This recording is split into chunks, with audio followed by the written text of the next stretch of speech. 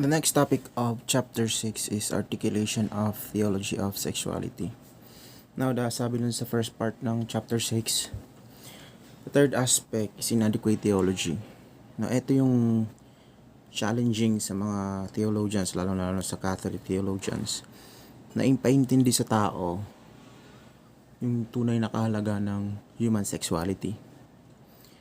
Kasi the notion that sexuality is a basic good gift from God does not misinform us the fact that sexuality can be misused. So sa panahon natin ngayon, sexuality is being misused. Pero titingnan natin, sexuality is a good gift. However, halos karamihan naman na gifts can be misused. God's gift can be misused. Maraming nami-misuse sa atin sa God's gift, especially freedom that was given to us by God.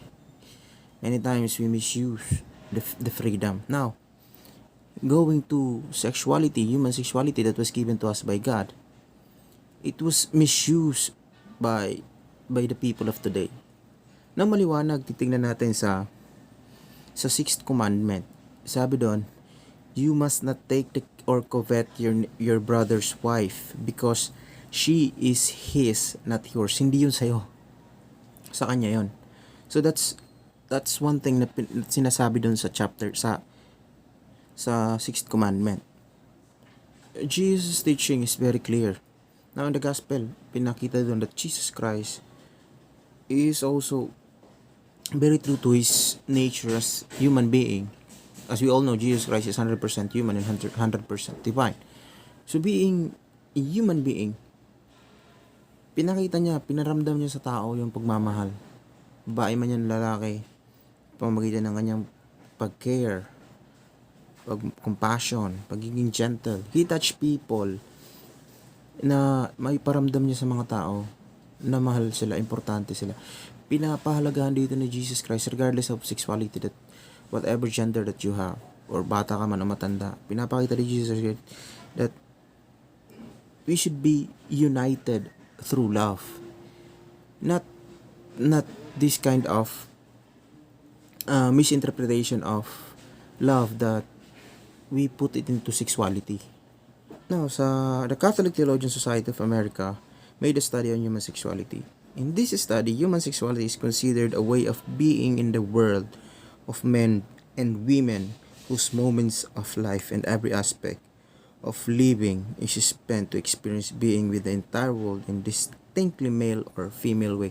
So regardless of gender that you have, etong yung human sexuality na study ng Catholic Theological Society of America, na pinapakita dito na regardless of your gender, you can express being in the world, yung pagiging tao mo dito sa mundo, regardless of male or female ka man, pinapa-experience sa'yo that you should be in the world, one with the world. Sabi nga sa being in the world, sa German interval sign. So you should experience that beingness sa mundo, regardless of male or female ka man. In the book of Genesis, however, nandun yung creation, story of creation. God created man and woman with sexual powers. Okay? But that sexual power should not, hindi natin siya gagamitin for sexual pleasure, because we should use that sexuality, the power of that sexuality, in a serious responsibility. What is that serious responsibility? Bringing up of children. Kaya ginawa ng Diyos yung ating sexual organ. God created us, gave us this human sexuality in order for us to be to reproduce, to create new generation. But not just creating, but this having this sexual power is also having a serious responsibility. Now, kung napanood nyo na si Spider-Man, sabi niya, great power comes great responsibility. Now, habang tumatanda tayo, habang nagkakaroon tayo ng mga kaalaman, kaisipan sa buhay, our responsibility also grows bigger. Now, as a student, our responsibility is to study. Now, when you become parents, your responsibility is your children. Okay? Hindi natin gagamitin yung ating human sexuality just for procreation, just for having sex, for having sexual pleasure, but to fill the earth and subdue it and pangalagaan natin yon and then be responsible for what we have. However, baka ma-misinterpret naman natin to. Now, you are going to have sex and sex kasi to procreate kasi yun sinasabi natin. No. Ang sinasabi sa teachings of Jesus Christ sa Bible, sinasabi doon that sex should perform under marriage. Okay? Hindi lang gagawa ng ganon. Gagawa lang ng ganito, ganyan. Sex should be performed with the blessing of the church, with the blessing of God. Kasi sexuality is from God. So we should also ask the blessing of God to perform that kind of sexuality. We always bear in mind that sexuality is not just about having sexual pleasure. We should go beyond genital. We should not just stick to that genital aspect that we have, na puro lang pleasure ang ginagawa natin sa buhay. Responsibility, having this kind of sexuality is having also a responsibility. This is the next subtopic is the sociological dimension of human sexuality. Sexuality is part of God-given natural power or capacity to relate to others. So dito, man is a social being, so kailangan din natin, it gives the necessary qualities of sensitivity. Itong sexuality gives us the necessary qualities of sensitivity, warmth, openness, and mutual respect in our interpersonal relationship. So, interpersonal relationship, kailangan natin yon sa pakikisama natin sa mga tao. Pakikitungo natin. Kasi if you don't have this interpersonal relationship with one another, well, I don't know if you will have friends. It is this line that we consider the social dimension of human sexuality. Human sexuality influences our social relationship and well-being as well as our personal relationship with other individuals. So yun ito yung sociological dimension of human sexuality. Human sexuality is important in our interpersonal relationship with other human beings.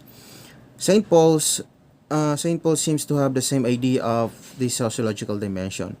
With this communal approach to sexuality, Saint Paul considers sex, celibacy, and marriage as manifestation of achievements of member in religious community. And then, moreover, St. Paul provides critical views on sexual relations, marital commitment, and even parenthood, which justifies the purpose of marriage. So, this sociological dimension of human sexuality is also important. Kasi it should be a marital commitment. It is also a parental responsibility kasi nagkakaroon kayo ng mga anak. You should be a responsible parent in the future. And then, this human sexuality is the purpose of marriage. Dito naman tayo sa spiritual dimension of human sexuality. Now, in the early Christian tradition considered sex as evil. So pinag-usapan natin to last time. Because of the influences of Gnostics or the Gnosticism, the philosophy taught that the spirit is subject to goodness and then the matter subject to evil, which is our body is also subject to evil kasi body is made out of matter. This philosophy was also very much reflected in the tradition of the Victorian age or the Puritanism, and sabi na the Marie Clara image or the attachment syndrome. Now, because of this dualism, body is marked by passion and spirit is considered passionless. So, thus, hunger, ang consider dito na hunger is the eros, our tendency for the sexual urge or sexual pressure.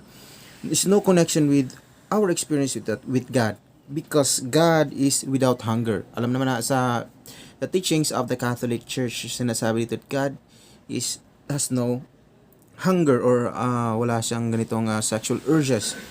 The notion which presents implicitly the divine impassivity and apathy of God, and as had intended spiritualistic dualism in Christian tradition. Christians are believed to have inherited salvation by living spiritual life and releasing themselves from fleshy worldly longings. This gave rise to conclusion that saints are asexual beings without sex needs and desires, and sometimes even without genitals. So, kasi sabi natin, even we also discussed last time about dun sa philosophy, sa how to can we consider happiness, how can we attain happiness. Now, dito we are discouraged dito sa spiritual dimension of human sexuality. We are being discouraged to na magpadala dun sa ating mga sexual urges. Kasi all those urges that we have, bodily pleasures, they are subject to evil. Yun yung we are viewing here, spiritual dimension sa human sexuality. Kasi every time that we have this tendency, sexual tendency, dito nagkakaroon tayo agad ng kasalanan. Kasi when we think of something sexual, we already committing sin. So kaya dito, sinasabi nila dito that the saints are asexual. So they don't have sexual needs, or wala silang sexual needs or sexual desire, kasi asexual na yung mga saints. And then some other claims that saints has no genitals. So dito, we have the sexual revolution. 3 centuries ago, the Protestant forebears believed that that companionship, not procreation, was central in God's design for sexuality. So sinasabi dito ng mga Protestant that the center of sexuality is not just for procreation but for companion. So even our Catholic Church implicitly accepted this in her pronouncement that there could be no sexual relationship without procreation in mind. But of course, we cannot make use of artificial means of prevention for procreation. Now, sinasabi nga natin dito na it can be possible na pwede tayong companionship lang hinahanap natin but not for procreation. There are times na I also consider myself na I cannot look at myself na as a family man, as a father and a future father. I'm also want to just have this companion sa buhay. But the point there is, kasi yung iba, kung companionship lang yung hinahanap nila, paano naman when they do sexual activities, they do sexual intercourse after marriage, pakasal na, di ba? Hindi naman may iwasan yon. So, how can you prevent yung procreation? Na dito na papasok din yung sinasabi nating artificial method.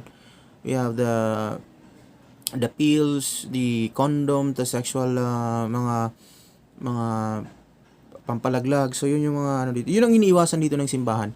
Na it can be possible also that companionship na yung habol natin during by our sexuality, but we are encouraging by the church not to use those artificial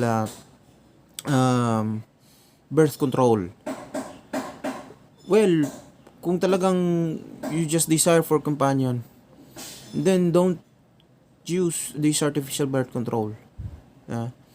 Now, I'm not closing also myself that sooner or later, kung ikakasal man ako, I will have also a partner in life. I am not closing myself that maybe I can have also a baby sa some sooner or later.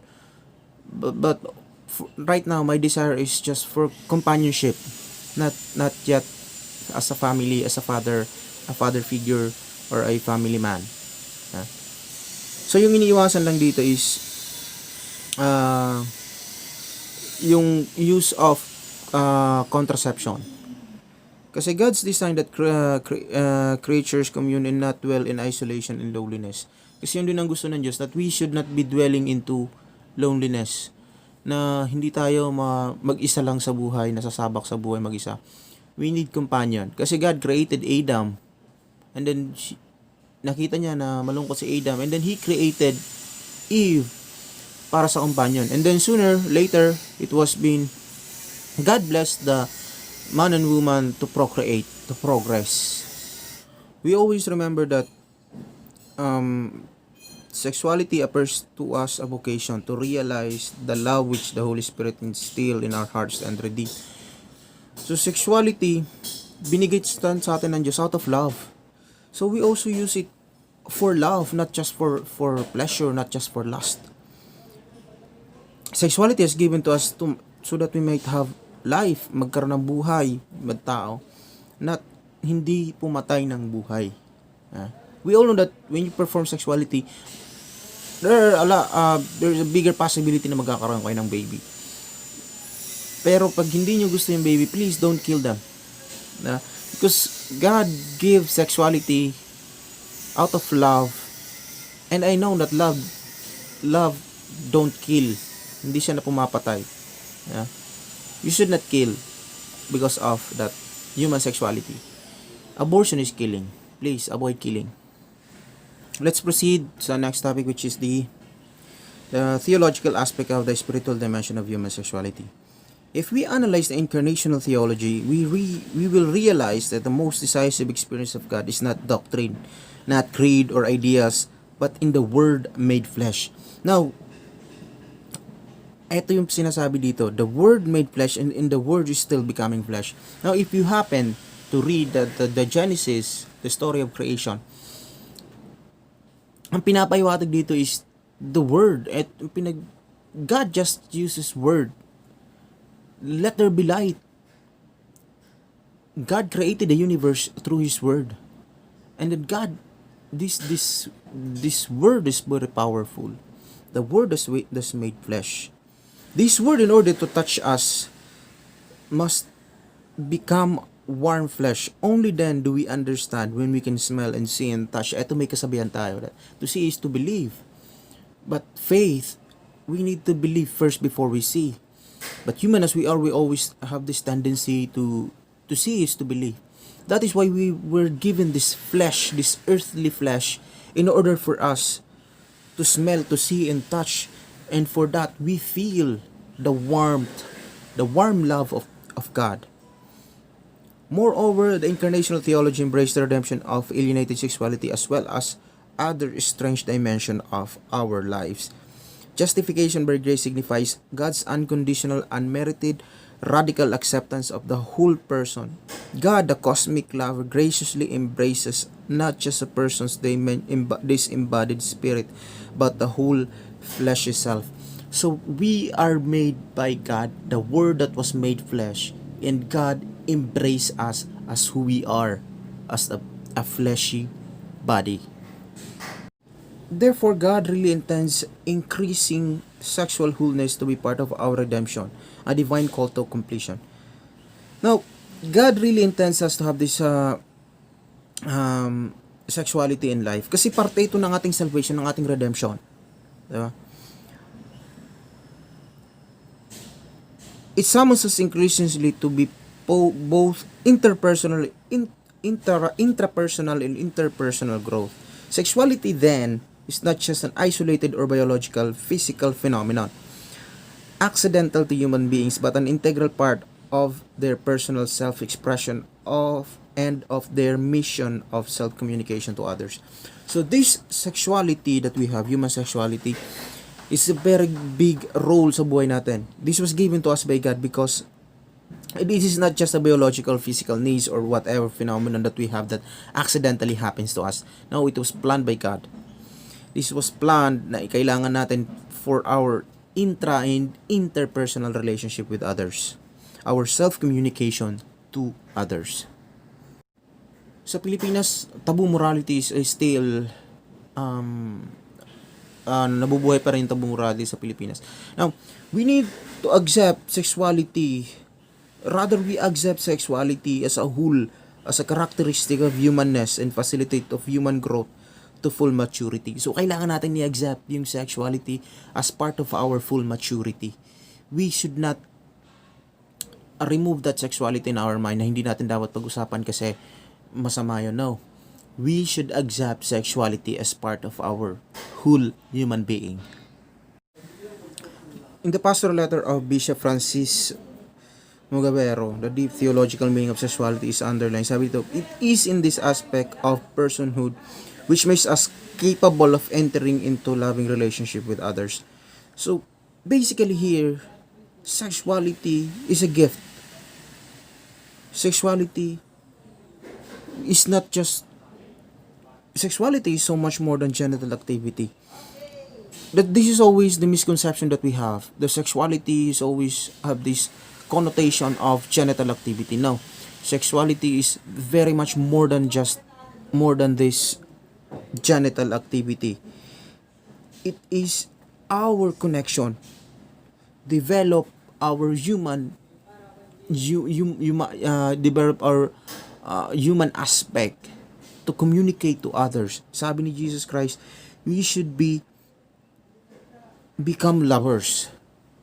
Hindi na yung lovers na like lovers in Paris. No, hindi ibig sabihin na magjowa-jowa tayo lahat. No, Jesus Christ told us be lovers. Ano yung be lovers niyan? Love one another as I have loved you. Magmahalan kayo gano'n ng pagmamahal na binigay ko sa inyo. We have to love one another. We have to support one another. Mutual support. Diba? Human sexuality, kasi itong tingin natin sa human sexuality. We always equate human sexuality dun sa kalibugan natin. Human sexuality is more than that. Human sexuality is more than just the genital activity.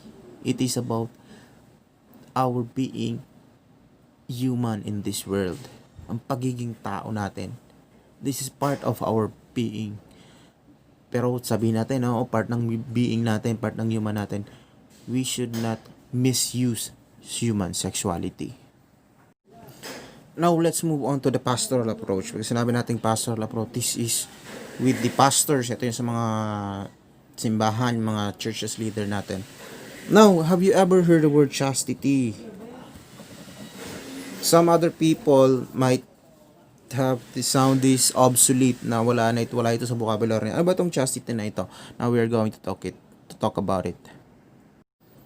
Sabi sa the Catholic Faith Catechism Part 2, sabi, despite its bad present reputation, even among many Christian Filipino, chastity or purity of heart exercises key function in daily maturing process of following Christ. Chastity first puts order in our sexuality, much tells the truth and orders our speech.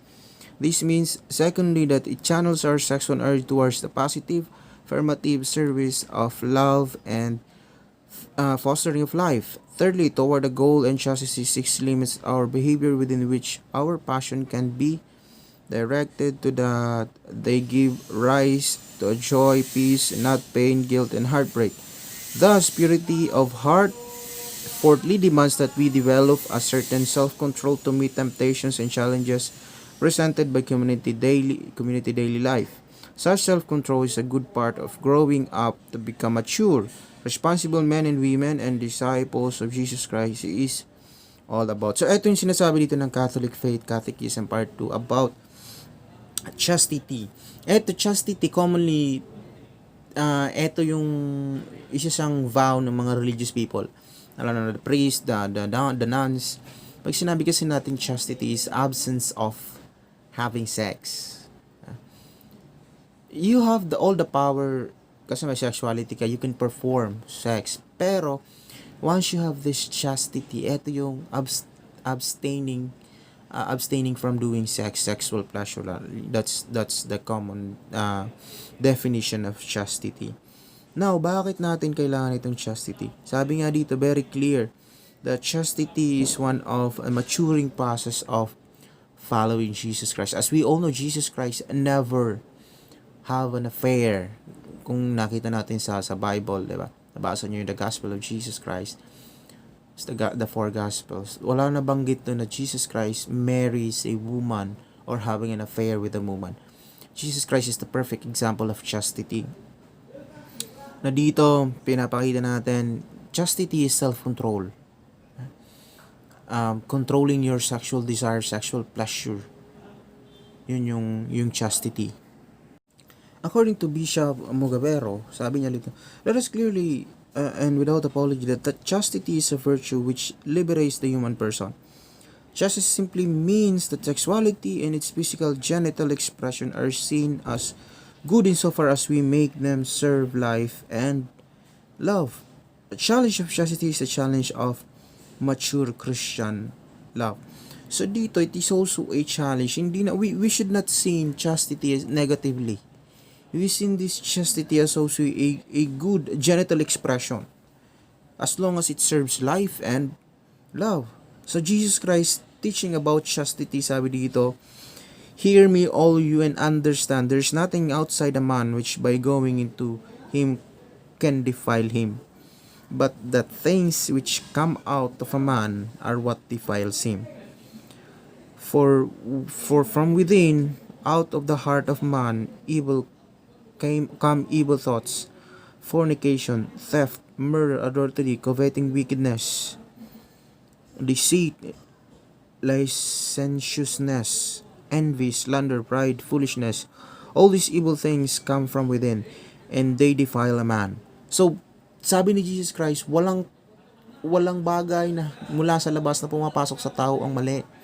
Lahat ng lumalabas sa tao, yun yung mali. Yung pag-iisip na kamalian, yung kalaswaan, deceit, those are the things that defile the human being.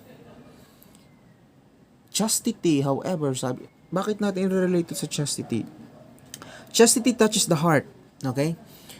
Kasi lahat daw ng lumalabas sa tao, sa big ng tao, galing yun sa puso. Kung ano yung sinasabi natin, ano yung iniisip natin, ano yung mga pinagagawa ng isip natin, utak natin, gumagana yun mula sa puso. Kaya, yun yung nakakapag-defile sa isang tao. The thing that comes from within, hindi yung bagay na inilalagay sa loob ng tao. Yung bagay, yung mga words na nagmumula sa loob ng tao, yun yung mali. Why? Chastity touches the heart. It is not an external propriety nor a Victorian way of correction. You have heard that it was said, you shall not commit adultery, but I say to you, that everyone who looks at a woman lustfully has already committed adultery with her in his heart. Diba? We should not, sabi ni Jesus Christ, you shall not commit adultery. Diba? Pero, sabi dito, however, if you look in a woman lustfully, you already committed adultery. Kasi, nasa puso yun eh. Konektado sa puso yun. Chastity comes from the heart. Chastity is our ability to control ourselves. To control ourselves for these lustful thoughts. Yeah. Sabihin natin, hindi ka nga gumagawa ng kalaswaan, hindi ka gumagawa ng mga kabulastugan, hindi ka gumagawa ng kaano. Pero every time that you see a woman na paka-short, nakapek-pek short, or sabihin natin hindi man, pero makita mo malaki lang yung boobs, na there's a lot of imagination happening in your mind, well, it's already adultery, sabi ni Jesus Christ. Hindi lang yun sa mga lalaki, even woman, ganun din, may mga babae na ganun. Pag nakakita sila ng may mga matsuba, yung may mga pandisal-pandisal, naglalaway na sila. So, same ganun din yun sa mga kababaihan, kasi although normally, karamihan, sabihin na natin, there's already a bias there na karamihan daw mga lalaki, mga malilibog, lalo-lalo na pag nakakita ng mga gandang babae. Hindi lang lalaki yung gumagawa nun, may mga babae rin na ganun. Tell me, may mga ganun din. We consider chastity, sabi ni St. Paul, chastity is a virtue. Kasi it is intimately related to Christian holiness. Chastity kasi is a one way of attaining holiness. Kasi it's a self-control. Bear with me. Chastity is a very demanding virtue. Napakahirap niyang sundin bilang isang Christian follower. It is really a difficult one. But if you happen really to have this virtue of chastity, I tell you, you are a good, mayroon kang magaling kang magkaroon ng self-control. Chastity is a demanding virtue because it is concerned with powerful, sometimes chaotic forces in the human person. However, chastity is also a liberating virtue. It sets us free from the slavery of self-centeredness. To have this virtue of chastity, it's not an overnight process. It is a lifelong process. It is a long cultivation of yourself. But if you're really willing to do that, you have to start it. You have to cultivate it at alagaan mo, palaguin mo yung virtue of chastity. Kasi sabi nga ni Jesus Christ, be watchful because our enemies, the devil, is just all around, roaring like a lion, ready to devour anytime. Be watchful kasi nandyan lang yung mga temptation sa gilid-gilid. You have to practice chastity, you have to practice self-discipline. Very important. One of the virtue of the saints, meron sila, is chastity. It's a self-control. In order for us to have this chastity, we have the full cooperation with ourselves. Chastity tends to harmonize the different components of the human person, and to overcome the frailty of human nature marked by sin. So that each person can follow the vocation to which God has called. So kailangan din natin, I know chastity is a difficult one, but in order for us to be a good Christian follower, we should have this virtue of chastity. Our next topic, the last topic but definitely not the least, is problems in human sexuality. Alam naman natin that there are a lot of problems, especially in human sexuality nowadays. Karamihan na nagiging problema dito because of other people really don't know what is right or wrong in terms of the human sexuality. Sabi nga natin, siguro naman because of may kakulangan sila or lack of discipline. Kasi they have always this tendency na magpadala dun sa kanilang urge ng kanilang sexual pleasure. That's one thing na problema. Although alam nila na mali, pero nagpapadala sila dun sa tawag ng laman. Ika nga, marupok. Another thing na nakikita nating problema dito sa human sexuality is their concept of freedom. Now, because of misconception of freedom, they just do kahit naman rin na may consent in both party, man and woman, they have their consent of doing sex. Well, actually, we can consider it is still mali pa rin if they done it outside marriage. Ito yung mga minsan na nagiging the common problem. It's not about the sexual urge. It's all about their concept of freedom. The wrong concept of freedom. Na dahil sa tawag ng laman, kagusto-gusto nilang gawin to ganyan, they just do it everywhere, anytime, with whoever na kung sino gusto nila. That's one thing na minsan nagiging mali. That's the misconception that they have. Misconception of freedom. One of the root cause kung bakit may problema tayo sa human sexuality is the discipline. And then the freedom that the notion of freedom that we have, mali yung freedom na meron tayo dahil sa wala na, kagustuhan naman namin gawin to, hindi gagawin namin even though hindi na siya sumusunod sa guidelines of morality. They just do it. Yun na that freedom, the misconception of freedom, yun yung nagiging na they just do whatever they do. Well, sa totoo lang, ang magiging magandang rason dito is, sabi nila is, ang pinakalaging rason ng mga tao is yung kanilang concept of freedom is doing what I want. No. Yeah, doing what you want. Pero ang tanong doon, nakasagasa ka nakasagasa sila ng ng ibang tao, ng freedom ng ibang tao. Authentic freedom is not the right to say and do everything, but to do good. Yun yung authentic freedom. Kasi pag freedom, doing what I want to do. Yeah, you do what you want to do. Pero is that authentic freedom? Authentic freedom is doing whatever you want to do, pero dapat good.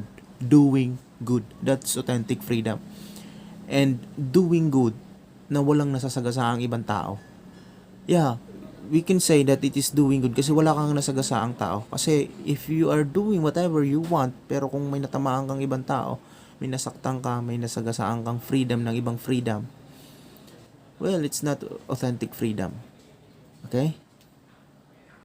The teachings of Jesus Christ is all about doing things, doing good things with love, with authentic freedom, in line with truth, and of course, with dignity. Shoutout daw kay Ana tapos kay Eileen. Ayan na, shoutout na kayo ha. Okay, this is a second question for chapter 6. Matapos mo mabasa ang module 6 at matapos mong mapakinggan ang discussion sa module 6, bakit gusto mong magka-jowa? Minimum of 3 sentences ha. At hindi lalagpas sa bond paper.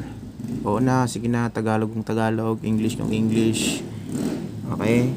Oo, yun na, sige na. Love you. Love you ulit. Thank you and God bless.